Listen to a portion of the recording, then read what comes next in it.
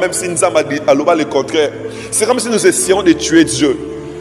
Et nous nous faisons ainsi des assassins de Dieu parce que nous voulons vivre librement comme nous le voulons.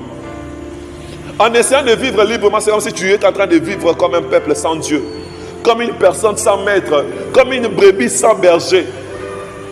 Et en essayant de vivre comme une brebis sans berger, tu te comportes en homme mort. Sans le savoir, nous nous comportons en homme mort. La mort ici dont je parle, ce n'est pas la mort de mourir dans la cercueil. Ce n'est pas la mort de mourir où on t'enterrait au cimetière de Kintambo, à quel cimetière? Mais c'est la mort de s'éloigner de Dieu.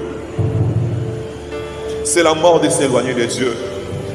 Et notre monde est rempli de gens comme ça qui sont des semblants de vivants, mais qui sont en réalité morts. Nos églises sont remplies de gens comme ça. Parfois, ils sont même des pasteurs qui viennent et nous prêchent, mais qui sont en réalité des gens morts. Un pasteur qui est pris par Dieu est un pasteur qui est déjà mort. Un ancien de l'église qui n'est pas en contact avec Dieu, il est déjà mort. Un berger de l'église qui vit dans le péché, il est déjà mort.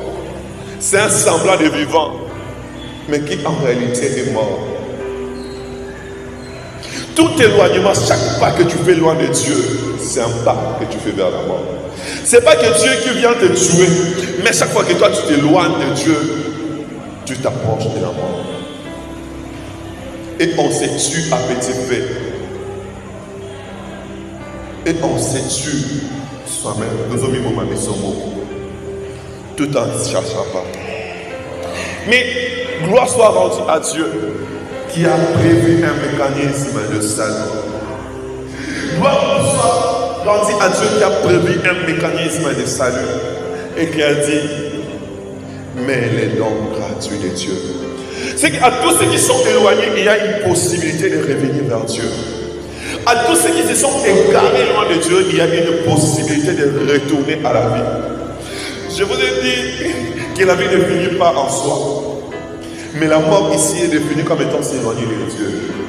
Et s'éloigner de Dieu, c'est une mort parce que ça nous coupe de toutes les bénédictions que Dieu a réservées pour nous. Ça nous coupe de tout projet que Dieu a prévu pour nous. Bien-aimés, je nous exhorte à renouer avec Dieu. Je nous exhorte à revenir au Seigneur. C'est la chose que l'enfant prodigue a fait. Cet enfant, quand il a senti que